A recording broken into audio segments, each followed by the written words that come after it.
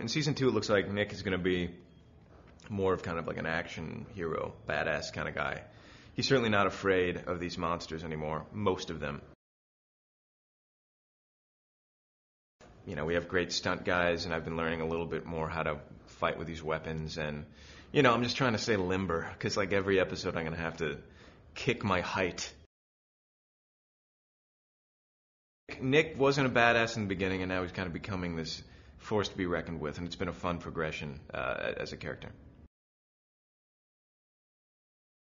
There are plenty of cliffhangers that ended the first season, one of which being Juliet is in the hospital in a coma. I don't know if she's going to come out of it. I don't know when she's going to, if ever, and I don't know what's going to happen to her. 2, Hank has seen something morph. He doesn't know what it is still. I'm kind of watching him to see if he goes off the deep end. If he does, I'm going to have to intervene. And 3, I meet this woman in black who turns out to be my mother, who I thought had died when I was 13 years old. So I haven't seen her in 18 years, and she just kind of shows up. Season 2, we're picking up right where it all left off. I see my mother, and I'm trying to ask her, where did she come from, and why did you lie to me, and what, you know, I'm pretty resentful and upset about that, as you can imagine. But the real thing I want to figure out is what is going on with Juliet. How do we fix her? Then I have my cop stuff happening as well. Yeah, you know, Monroe and Nick are these two things that aren't living the way they should be living, as the stories were told. He's supposed to be hateful and angry and give in to his monster all the time. I'm supposed to be absolutely hunting creatures with reckless abandon.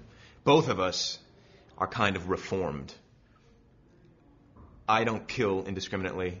He doesn't kill indiscriminately, though he still has this monster inside of him, and I still have this GRIMM inside me. So we're kind of kin in that way. We have a kinship. Mary Elizabeth Mastro Antonio. Good Lord, that is a hell of a name for a hell of a woman. She is great. Obviously, she's a wonderful actress, but I think there's a good chemistry between us, and I mean, she's such a wonderful addition to the cast. Well, Nick's mother lied to him for 18 years and pretended to be dead, so I think that he's very happy to see her, but also quite upset. Well, my beauty is sleeping, so perhaps the Sleeping Beauty fairy tale is being teased here. Juliet's in a coma. Who's going to wake her up? Who's your Prince Charming? So, in this episode, I meet my mom, try to figure out who she is, why did she hide from me for so many years, and I want to figure out how to wake Juliet out of this coma. We'll see what happens.